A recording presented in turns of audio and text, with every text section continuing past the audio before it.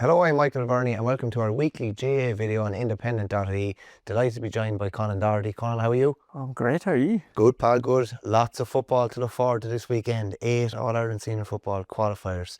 And it's getting really interesting. Teams that were beaten in round 1 are, scavenging for a win in round 2.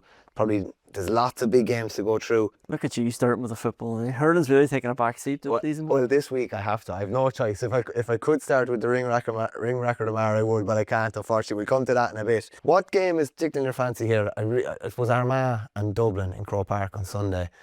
Geezer against Dessie. Both got, maybe the fact that they both got wins in round 1 makes it a little bit less interesting, but it's still going to be spicy enough. Okay, you think there's less jeopardy? Just a little bit. Just say like Cavan and Donegal, you're thinking Cavan have a win, Donegal need a result. Do you know what I mean? So it's different. Tyrone and Mayo need a result. Tyrone already got a result. The only thing from a Dublin point of view is they'll be freaking out if they don't win, because then they have to play Derry in a neutral venue.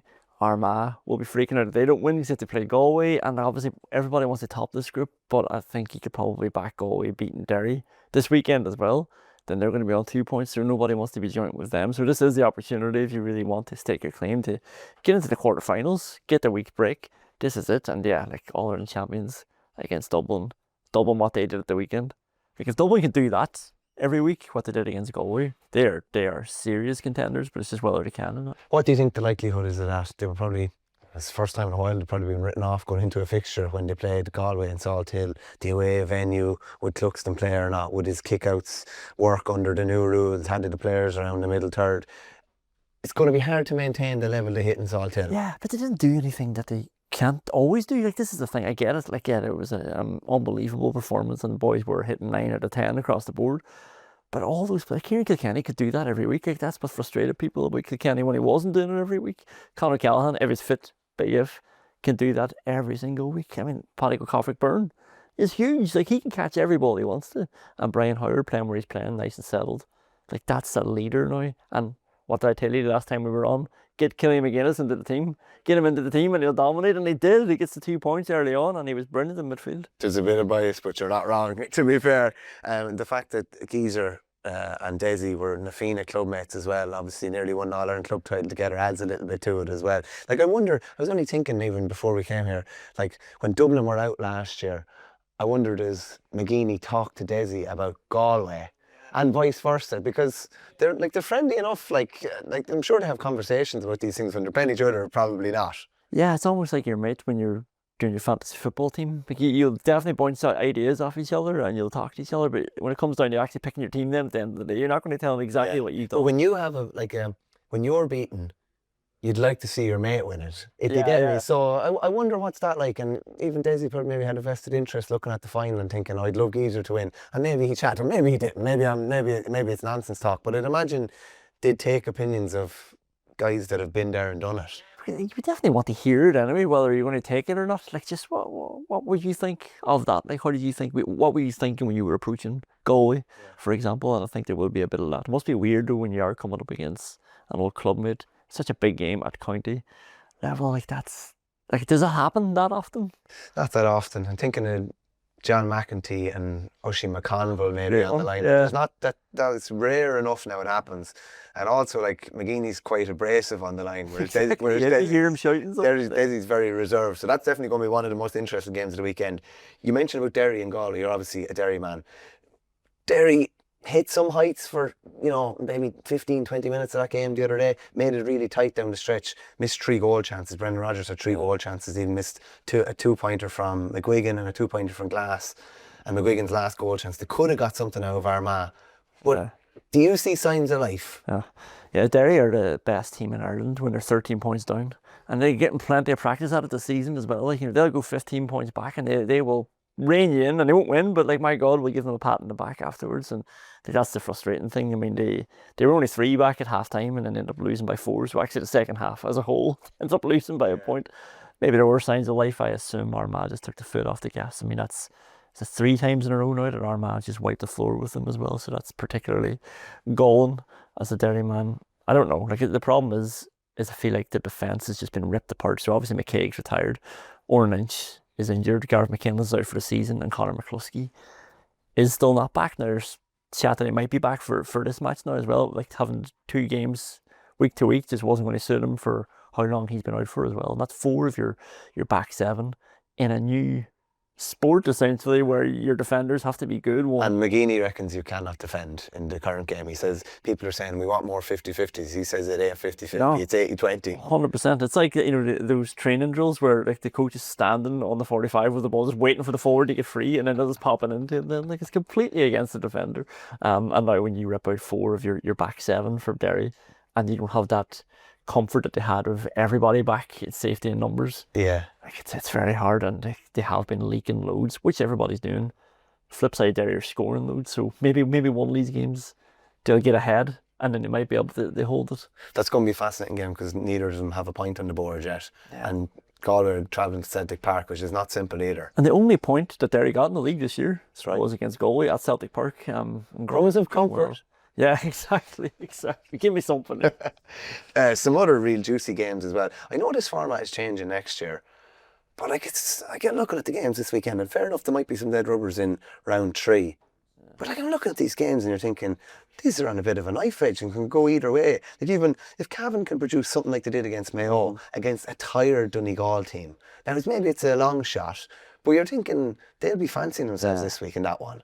To be fair, with the groups, like we're all like complaining about them or definitely liked it. And it was probably more of an old age thought where it was like we had these teams in our heads, like say Galway will beat Dublin, Mayo will beat Cavan. This is what we thought going into it, and then 2 results and everything's shaken up. Like that Mayo Cavan group now is a mess. Yeah. And Mayo are in trouble suddenly, and obviously that they're Kevin McStay news is awful for them. Definitely going to shake them. Stephen Rocher's been there before though. Yeah. And now they need to win. Like they've got their 2 toughest games of the group, and they have to go gung ho for it now. Like there's no safety blanket for them. Yeah, it's really, really interesting from a Tyrone point of view.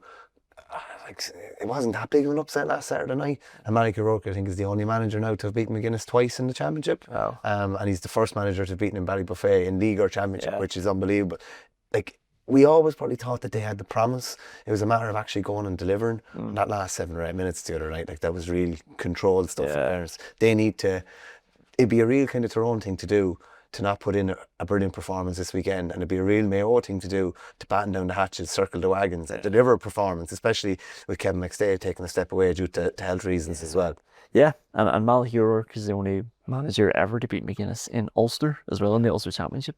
So he definitely has one over him. It's look, maybe I have to declare an interest as a Derry man when I'm talking about Tyrone. It's hard to always be completely level-headed. And when I heard talk and the hype about them, it was like, where is this coming from? Like they got relegated as well.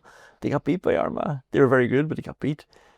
But then they went and performed. Like they performed down in Ballybuffet, and they did it with Donegal having that kick in them, which I didn't think they were going to have in the second half. It looked like the pattern of the game was established, but then suddenly Donegal were ahead, and Tyrone have to show that character that you're talking about. They have to raise it again, and they do have the options, like the forward plays for Alvin. The first team that I've seen this season getting Donegal turning around, scrambling, just sort of scattering that defence around, because Donegal have this habit, even with man-on-man, 11v11, they're still able to get 2-on-3 defenders into one attacker. They're going along. Yeah. And I don't know how they're doing it, but they're doing it. Except Tyrone moves the ball, and they moved it well with the foot, and they were direct, and they were controlled when they had to be, and they were very, very impressive. So I think I do have to swallow the fact that the hype is real. Yeah, some other interesting games. Roscommon and Meath. Obviously Roscommon were beaten first time out. Meath beat Cork last weekend. Down had a huge win over Clare. They face a Loud team that are not at a bit of a low ebb, but it's amazing how it can quickly flip from winning a provincial to just they look tired, and they look like they look like they celebrated what they should have celebrated, to be honest. But they're going up to Park Esther now, and that's a really ropey game. It is. Like, and Down are like frightening when they're on it, and it's always the age old thing with Down. It's like, take your goals and your points will come. Like that's their sort of attitude. And when they went to Clare, like they ripped them apart, and you're sort of thinking, right, 7 Ulster teams going into this last 16 of the All Ireland. I in my head, Cavan and Down were 2 of the weaker ones of those 7, and Cavan went and beat Mayo in Mayo, and Down go down to Park Esther, which you were sort of thinking that's going to be a big decider of this group for the 2 of them, and they just tore them a new one, like, and went through them for a shortcut. So yeah, that was very impressive. And Kieran Mina, former Derry manager, coach, is in there as well with Conor Laverty. So they've got a good setup, and he's an attack-minded coach as well. He's the one who masterminded that performance against Kerry in that All-Ireland semi-final. Not to make this about Derry, but yes, we're down there in a good place. Talton Cup obviously comes to the group stages come to a conclusion this weekend as well. Just 4 of the games that probably take my eye. Offaly against Laois. Offaly have a terrible record in the Tailteann and terrible record in backdoor competitions in general for the last 25 years, but they're 2 from 2. Laois were beaten by Wicklow the last day, which was probably a bit of a surprise, to be honest. I haven't got to the final last year. Westmeath and Limerick is another top of the table clash. Kildare and Sligo is another top of the table clash, and Fermanagh are on 2 points against Wexford on 3. And there's a lot to play for, because first place buys you a quarter final, buys you a home berth, and it buys you a week off. So like, it's going to be difficult for any team to finish second or even third in the Tailteann. You're going to have to really go deep into your panel, and you're going to have to play probably week on week on week.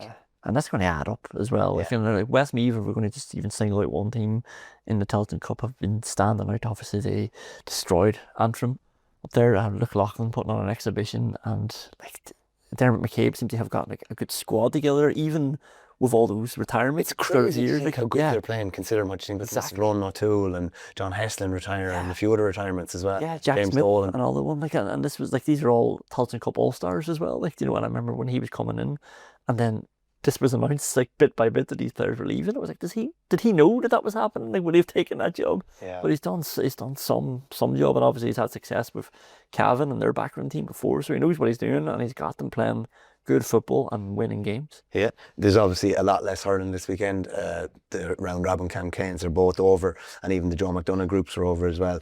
On Saturday we have a triple header in Croke Park, Christy Ring Cup final, Derry against London. Derry have been beaten in 3 of the last 4 finals, so they're looking to make amends there. The Nickey Rackard is an all-Connacht derby, Mayo and Roscommon. And the Lory is an interesting one. New York were parachuted into the semi-finals, and they beat Monaghan last weekend. They put up 129 and they play Cavan. But this is a New York team that has Johnny Glynn, an All-Ireland winner, Sean O'Leary Hayes, who was on the Cork panel, Conor Hammersley, who was on the Tip panel many, many moons ago. So they're a Lory Maher team in name only, I would say. And just on your native Derry, like they're trying to, like, imagine losing 4 and 5, and they've lost to good teams. They've lost to Offaly, they've lost to a Kildare side that are one step away from playing first tier hurling next year.